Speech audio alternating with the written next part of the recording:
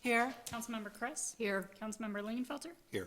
Councilmember Scott Staley. Present. Councilmember Waite. Here. Councilmember Yocum. Here.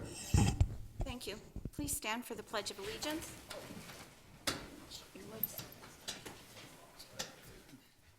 I pledge allegiance to the flag of the United States of America and to the republic for which it stands, one nation, under God, indivisible, with liberty and justice for all. Thank you. Please be seated.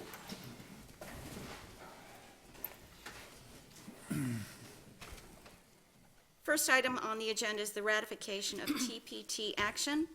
On August 15th, 2017, the City of Kingman passed Ordinance 1830R. The ordinance removed the sunset clause and increased the effective rate of the transaction privilege and use tax by 1%. The ordinance directed the revenues generated by the increase to go to pavement preservation and capital improvement projects equally.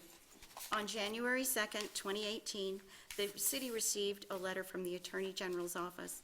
In that letter, it noted that the city passed Ordinance 1830R in violation of the state's open meeting laws. Pursuant to ARS 38-431-05B, the City of Kingman is ratifying the adoption of Ordinance 1830R. The city has posted notice of the intent to ratify, as well as made available to the public a written description of the action to be ratified. The city attorney recommends adoption of Ordinance 1853, which ratifies the city's action when it approved Ordinance 1830, removing the sunset clause and increasing the TPT rate by 1%. Is there any, did you want to add anything, city attorney, city manager? Not from my part, just if the council takes this action, then what will happen is I will bundle up the paperwork that we have generated on this and send it to the Attorney General's office, and we have to do that within 7 days. So. Thank you. Can I ask a question, please? Yes, ma'am. Could you please explain the reason we can't address each of these taxes separately? When ratification is of the action taken. On that night, the council adopted Ordinance 1830R, which incorporated those three things into that one ordinance. We took two actions that Well, way. they adopted into one ordinance. When I say three things, I guess I'm parroting Jim's comment of sunset, 0.5% for pavement, 0.5% for capital improvement projects. But yes, I know that the original action was 2, but those two actions combined into the single ordinance that was passed, which is why when I reviewed the state statute, it talks about ratifying the action that took place, and the action that took place was the adoption of Ordinance 1830R. Thank you. I've got one other question. Sure. Again, this just goes to clarity. This addresses capital improvement projects. Has not the city council determined specific capital improvement projects at this time? And if so, why are they not identified in this ordinance? In the ordinance passed, it was capital improvement projects. I think meetings after that, the council had said there were some specific areas they'd like to see that money go to, but this was based on the ordinance that was passed. Thank you very much. Other questions for staff? Madam Mayor, I've got a question and a comment, and it's a follow-on to your first question. I don't understand why there's going to be one vote tonight. When this debacle started on August 15th, there was 2 votes. I voted in favor of one, and I opposed another one. Now tonight, I only get 1 vote. Yes, ma'am. And I don't understand how that all went. Additionally, between the January 16th City Council meeting and the January 23rd Town Hall, between Mr. Cooper and Mr. Bacon, there was not less than 5 references to there will be 3 votes. And now I don't even get to vote the way I voted on August 15th. And so I don't understand how this all happened. Well, as all things legal, I do my continued due diligence to research to make sure that we're doing the best that we can do. And my conclusion is, because it was one true action, the adoption of that single ordinance, that's why we have one vote. It's ratifying that action. We went from 2 votes on August 15th, and then suddenly it was, we're going to do 3 votes, which didn't duplicate August 15th, and now we're doing 1 vote to satisfy August 15th. None of it included 2 votes. I don't know how else I can So my explain it. vote on August 15th, and as I recall, it was the mayor and I, is null and void. I've had that opportunity taken away from me now. I've had that vote taken away from me now. I don't know how else I can explain that the council adopted one ordinance that included that action. Any other questions or comments? Councilmember Yocum? Yes, for Councilmember Cress's sake, she has still then the option to vote nay on the adoption or the ratification of this, effectively, in a way, almost repeating or mirroring her prior. Well, I guess another way to explain it is, on August 15th, the council removed the sunset clause and added 1%, half of that to go to capital improvement, half of that to go to pavement preservation. That's the action that took place. What you're doing tonight is not increasing the TPT, you're not removing the sunset clause, you're ratifying the prior action. And it takes 1 vote to ratify your prior action. And you can choose not to ratify if that's the council's direction. Okay, any other questions or comments? Seeing none, I'll entertain a motion. I would move that we approve or adopt ordinance 1853, effectively ratifying the original action of August 15th. Second. We have a motion and a second.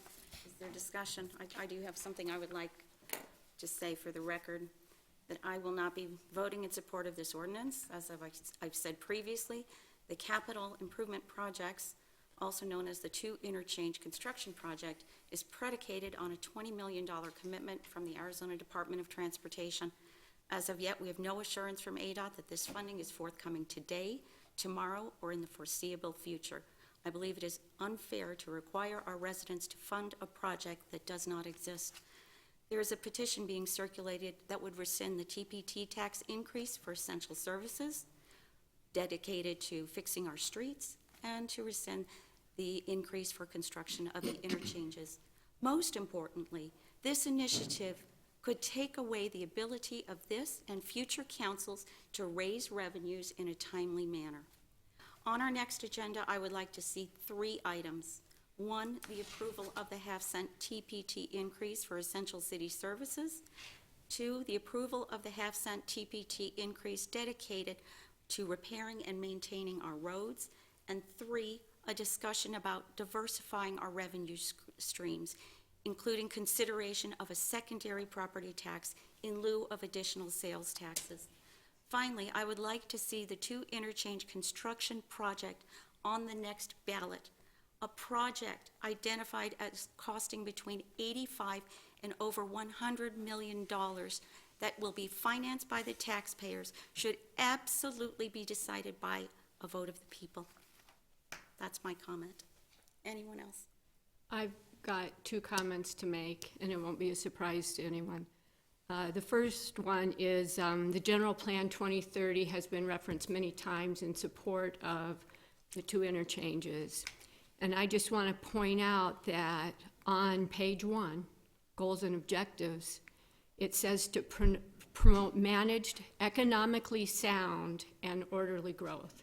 And I don't believe that 2 interchanges fits that criteria. Secondly, on November 8th, 2016, 7,479 citizens voted to sell about 150 acres. This is a land proposed for Kingman Crossing. That was the vote. Those are my 2 statements. Anyone else have any comments? I have a comment I'd like to read. Each community in Mojave County has its own unique strengths. Having those natural strengths is not enough. Communities must be able to capitalize on them. Then and only then will those regions be able to create the economic growth that they are truly capable of creating. Kingman's sister communities of Bullhead City and Lake Havasu City are fortunate enough to have a lake and a river running adjacent to them. However, to capitalize on their natural assets, they need to have access to those bodies of water. In Lake Havasu City, a conservative, most recent estimate shows an economic impact of more than $450 million annually in revenue from boaters' ability to access the Colorado River and the lake. Kingman, on the other hand, has Interstate 40, a major interstate trade route running east-west, and it sits in a prime location to take advantage of the future I-11 corridor, the envisioned major trade route running north-south. In fact, the Kingman General Plan 2030 also identified those strengths, and that plan and its goals were voted on and adopted by Kingman's voters. If Kingman residents want true positive growth, then creating additional access to these interstate trade routes will give them that desired outcome. Tonight, the President is expected to use his State of the Union address to speak about his plan for America's infrastructure. It has been said that the Trump administration expects to invest $1 trillion, but within those numbers, $200 billion would be provided by state and local governments. Local governments will be expected to match the federal investment by a 4-to-1 ratio. Local governments need to be prepared to take the appropriate steps to fund local economic development infrastructure projects. I would also note that the optimism index in this country jumped more than 6%. GDP is growing by 3%, which has not happened since 2005. Large companies are handing out bonuses to workers, and professional economic development forecasters are predicting to see solid growth and a continued decline in jobless rates throughout the rest of 2018. Broadening Kingman's local jobs base at the Airport Industrial Park and throughout Kingman, including at Kingman Crossing, is what will position this city for additional stability and for a future stronger local economy. The time to move forward is now, and to invest in Kingman is now, both in our streets, which we've spent an average of $860,000 a year on our streets, and they're crumbling, and on infrastructure. So that is why I'm voting to ratify our local sales tax rate today. I'm doing it for the future generations of Kingman. I'm doing it for the kids that can't vote right now. And those generations will thank us tomorrow for the tough decisions that we're making today. Thank you. Any other comments? I'll make a spontaneous comment. I don't have a prepared statement. I think that most people know that I truly believe that ratification of this tax is required. It is necessary for Kingman to grow in a healthy way, to become a vibrant community with good-paying jobs. I agree with Councilman Lingerfelter's comments about the interchanges, but in particular, my stance is that we need them both, but we really need Rancho and the pathway to the industrial park for the industrial community to grow. I don't want to leave it behind. I don't want it to be a second-class type of interchange. It must be paramount. And this is a way we can do it. And this is a way that Kingman can move forward to grow in a healthy way. So I will vote to ratify it tonight, and I will stand by that. I was heartened by the town hall. I think a lot of people do understand what is at stake here. And so I hope this council will move forward, ratify it, and continue to make the progress using the momentum we have now gathered at the state and local level to build the infrastructure we need and repair our streets. My concern is, after reading about the initiative effort, that they already have significant votes to take this to a ballot. This council stands to jeopardize what we currently have in place. And not only that, it ties the hands of future councils as well if we can't make those decisions. That's my final comment. My final Go ahead comment and is, call for the vote. well, All in favor? aye. Aye. Those opposed, say nay. Nay? Nay. Thank you. Moving on to item 2. Discussion regarding implementation of a supermajority requirement for TPT increases.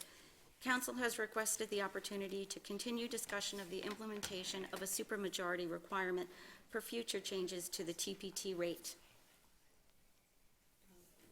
Did you want to take the lead on this, or is this? Sure. Thank you, Mayor Gates, members of council.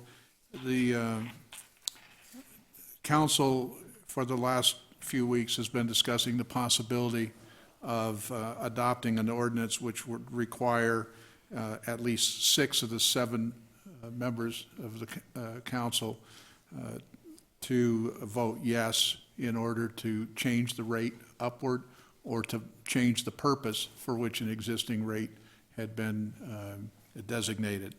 And the city attorney is in the process of trying to draft that ordinance. His latest iteration has been distributed to you. It's got draft in about 1-inch letters across to emphasize the fact that this is just his current thinking, is subject to being changed, not only by your feedback, but as he continues to research this item. And as you'll remember from the last time that this topic was discussed, it would be treated like a regular ordinance without any kind of emergency provision in it, and so that it would take effect 30 days from the time that the council acts on it. I don't believe it's ready to be scheduled for action on the February 6th meeting, and it might not be ready to be scheduled for the February 20th meeting, depending on what your feedback is. But the idea would be that once there's an agreement on the draft of the ordinance, and presuming the council's willing to have that scheduled for a business meeting, that it would be on the next available business meeting, and the council would vote on whether or not they wanted to adopt what's been shorthanded in the community as a supermajority provision. Thank you. Thank you. So this is still a work in progress? This is still a work in progress. You're asking if we just want to continue? Well, I assume that Yes, that's what the council wanted to talk about, but because usually if the idea doesn't have interest, that, we know that pretty clearly too. So that the city attorney and I took the request to add this item tonight to be an indication of continued interest on the part of the council to get to a place where we had an ordinance ready for consideration at a business meeting. Questions or Well, comments of I staff? have a comment. I think the mayor brought up an interesting initiative that we are facing, which is the petition drive to put on the ballot certain actions that would take away the council's ability to act on TPT anyway, or to, and would eliminate the 1%. So we're facing an extremely critical time for educating the public on these issues. And right now, to tie the hands, as you put it, of the council, when the public may tie them tighter than we're considering, I have to say that I'm having some thoughts about whether this is the time to move forward with something that we think is responsible for protecting this, but I don't know what we're up against. And this may be insufficient if we're facing a ballot initiative like that. So I'm just saying, I really feel like this is a good direction for the council, but I also think timing is important, and I think it has to be drafted very carefully. And if we are facing that ballot initiative, we have a bigger issue for this community to face than whether we take 5 or 6 votes to change a funding stream. Well, and I think too, the genesis of this was we wanted to limit the ability of moving funding, and then it kind of morphed into increasing funding. Yeah, I think that's a fair assessment. One of the opportunities a person in my position has is to listen to a lot of people in the community about what they think regarding issues that are topical in the community. And when I arrived here on December 4th and spent the next couple of weeks talking to people, one of their concerns about the August 15th action that you just considered again is that they were concerned that a future council would change the direction of the current council, and that the significant commitment to the local streets, for example, would suddenly not be there. And so they wanted to know if there wasn't a way that we could, my phrase, build a fence around that 0.5%. And so what's in front of you was my suggestion and how to respond to that. And so you're right to say that was the genesis for it. And then the idea about changing rates kind of found its way onto that, because there are a lot of jurisdictions that always have to deal with the possibility that a rate increase is on their horizon, and so that it became a follow-on question about, so what happens if 3.5, a future council decides that 3.5 isn't enough, and they would want to go to 3.75, for example. And so that's how it kind of found its way into this draft. So. Thank you. I would just say there's already an initiative on the streets about that, and I think back to when the then council did away with the property tax totally, and I'm sure at the time they thought, well, this doesn't tie the hands, this eliminates the hands of the council on that one.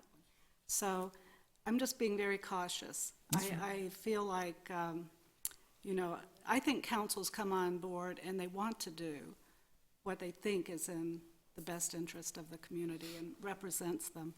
And so I'm just being cautious now about tying That's fine. hands further. I get it. You've heard me say this on other subjects, right? Our staff's job is to show you a way, not the way.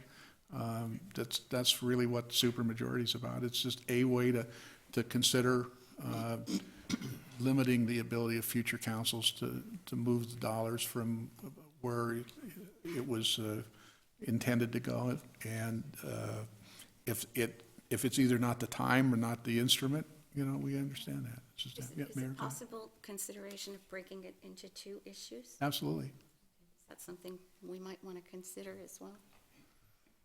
It's up to this council what you want to do with this See what it looks as a like. tool. Yeah, we'd be. I think definitely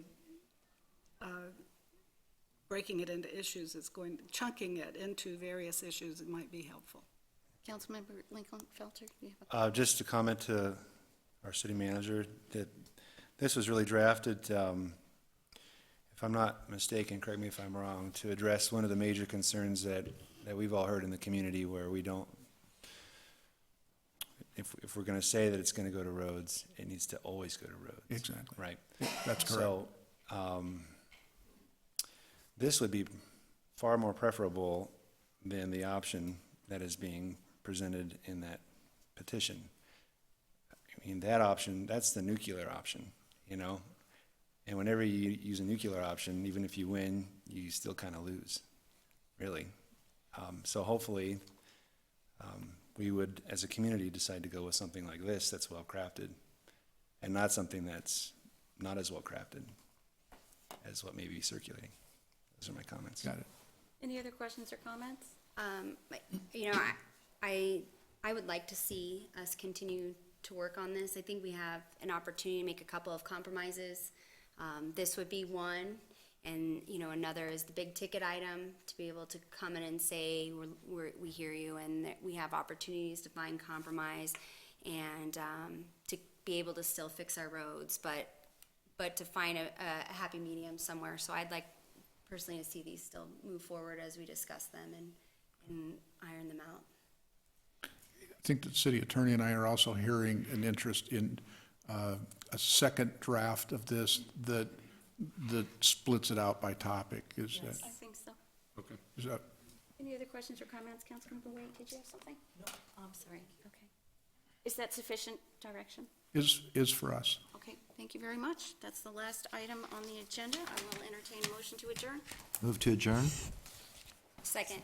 All in favor? Aye. Aye. Thank you all for coming this evening.